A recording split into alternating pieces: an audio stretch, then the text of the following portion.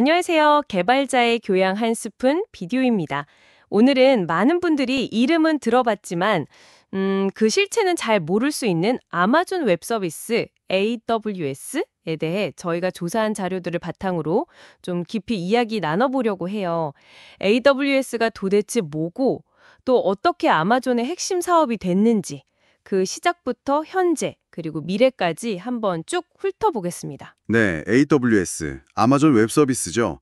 아마존닷컴의 클라우드 컴퓨팅 사업부인데요. 아주 간단히 말하면 인터넷을 통해서 컴퓨터 자원, 예를 들면 서버라던가 저장 공간, 데이터베이스 같은 것들을 빌려주는 서비스예요. 컴퓨팅 파워부터 시작해서 데이터 저장, 네트워킹, 요즘엔 인공지능 기술까지 현재 200개가 넘는 엄청 다양한 서비스를 제공하고 있고요. 전 세계 여러 곳에 데이터 센터를 두고 운영하고 있습니다. 가장 큰 특징이라면 역시 사용한 만큼 난 비용을 지불하는 방식, Pay as you go라고 하죠. 예전처럼 기업들이 막 비싼 서버 장비를 미리 사놓을 필요가 없어진 거예요. 필요할 때 필요한 만큼만 빌려 쓰고 돈을 내니까 초기 투자 부담이 확 줄어드는 거죠. 이 점이 정말 혁신적이었어요. 그리고 AWS는 현재 아마존에게 정말 중요합니다. 전체 매출에서 차지하는 비중은 한 10%대 중반 정도인데요. 놀랍게도 영업이익의 60에서 70%가 바로 이 AWS에서 나와요. 와, 영업이익의 60, 70%요? 네, 그야말로 아마존 전체를 먹여 살리는 핵심 캐시카우인 셈이죠. 덕분에 아마존이 그냥 온라인 서점에서 지금의 거대한 IT 기업으로 클 수 있었던 거고요. 현재 클라우드 시장에서도 점유율이 한 31% 정도로 계속 1위를 지키고 있습니다. 이야, 정말 대단하네요. 그런데 평비님, 처음부터 아마존이 이런 외부 서비스 사업을 계획했던 건 아니라고 들었습니다. AWS 탄생 과정이 좀 독특하다면서요? 맞습니다. 이게 단순히 남는 서버 빌려주자 이런 아이디어에서 나온 게 아니에요. 2000년대 초반에 아마존 내부의 심각한 문제에서 시작됐거든요. 당시 아마존이 엄청 빠르게 성장하고 있었는데 내부 시스템은 너무 복잡하게 얽혀 있었어요. 그래서 개발팀 하나가 새로운 기능을 만들거나 다른 팀 서비스를 좀 쓰려고 하면 몇 달씩 걸리고 개발 속도가 너무 느려지는 문제가 있었던 거죠. 뭐랄까, 거대한 스파게티 코드 같았다고들 하더라고요.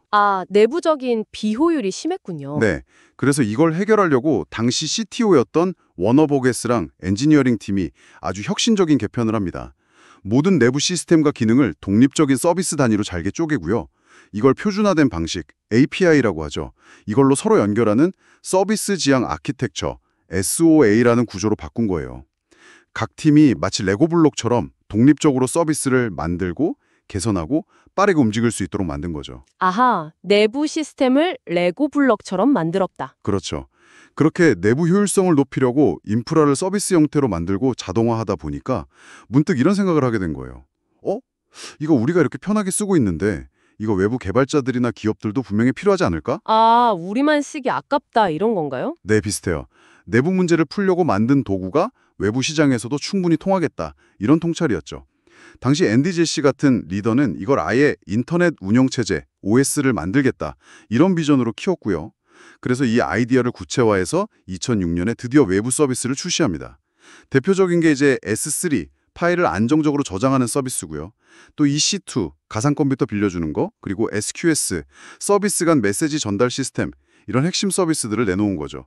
이게 바로 AWS의 공식적인 시작입니다. 와, 내부 문제를 해결하려던 노력이 세상을 바꿀 서비스로 이어졌다니 정말 흥미로운데요? 그럼 이렇게 탄생한 AWS가 실제 기업 환경에는 어떤 영향을 미쳤나요? 그 영향은 정말 엄청났죠. 특히 초기 스타트업들한테는 거의 가뭄의 단비 같은 존재였어요. 예전에는 아이디어가 아무리 좋아도 서버 구축하고 운영하는 데 돈이 엄청 많이 들었잖아요. 그쵸. 초기 자본이 없으면 시작하기 힘들었죠. 네, 근데 AWS 덕분에 그런 부담 없이 그냥 아이디어만 가지고 빠르게 서비스를 만들어서 시장에 내놓을 수 있게 된 거예요. 말 그대로 서버 구매 없이 바로 개발 시작이 가능해진 거죠. 정말 혁신이었네요. 네, 처음에는 주로 스타트업들이 많이 썼지만 금방 넷플릭스나 에어비앤비 같은 큰 테크 기업들도 AWS의 핵심 고객이 됐고요. 저희가 조사한 자료들을 보면 삼성전자 같은 제조 대기업은 물론이고 심지어 나사나 CIA 같은 정부기관까지 정말 다양한 곳에서 쓰고 있어요. 한국에도 2016년에 서울의 리전, 그러니까 데이터 센터 묶음이죠, 이게. 생기면서 국내 기업들도 클라우드를 아주 활발하게 쓰기 시작했고요. 현재 AWS는 전 세계적으로 33개의 리전을 운영하고 있고요. 각 리전 안에는 또 여러 개의 가용 영역, 이건 물리적으로 분리된 데이터 센터들이거든요. 이걸 둬서 한 곳에 문제가 생겨도 서비스가 중단되지 않도록 안정성을 확보하고 있습니다. 이야, 정말 IT 인프라의 판도를 바꿨다고 해도 되겠네요. 근데 요즘 클라우드 시장 경쟁이 정말 치열하다고 들었어요. AWS의 위상은 여전한가요? 네, 오랫동안 독보적인 1위였던 건 맞는데 이제는 경쟁이 정말 치열해졌습니다. 마이크로소프트의 애저가 한 25% 점유율로 바짝 따라붙고 있고요. 구글 클라우드, GCP라고 하죠. 거기도 한 11% 점유율로 빠르게 성장하면서 이제 3강 구도를 만들고 있어요. 아, MS랑 구글이 많이 추격했군요. 그렇죠. 그리고 요즘 기업들은 한 클라우드에만 의존하기보다는 여러 클라우드를 목적에 맞게 같이 쓰는 멀티 클라우드 전략을 많이 쓰고 있고요. 이런 경향도 뚜렷해지고 있습니다. 그럼 AWS도 좀 긴장해야겠네요. 물론 경쟁은 치열하지만 클라우드 시장 자체가 계속 커지고 있다는 점은 AWS에게 여전히 긍정적입니다. 왜냐하면 인공지능, 자율주행, 빅데이터 분석 같은 미래 산업의 핵심 기술들이 전부 클라우드를 기반으로 돌아가거든요. 아, 시장 자체가 커지니까 파이는 계속 커진다. 네, 그런 셈이죠. 그래서 AWS 역시 이런 흐름에 맞춰서 아마존 베드록이라고 다양한 AI 모델을 쉽게 쓸 수 있게 해주는 서비스나 자체 개발 AI 모델인 아마존 노바 같은 걸 발표하면서 AI 분야에 아주 공격적으로 투자하고 있습니다. 물론 풀어야 할 과제들도 있죠.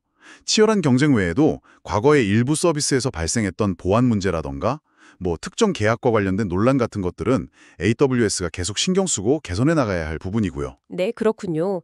개발자의 교양 한 숲은 오늘 이야기는 여기까지 나누겠습니다. 함께해 주셔서 감사합니다. 그런데 문득 이런 질문이 떠오르네요. 전 세계 디지털 정보와 컴퓨팅 파워가 점점 더 AWS를 포함한 몇몇 거대 클라우드 기업에 집중되고 있는데 이게 앞으로 인터넷의 개방성이나 혁신, 또 정보 접근성에는 과연 어떤 영향을 미치게 될까요? 여러분도 한 번쯤 생각해 보시면 좋을 것 같습니다.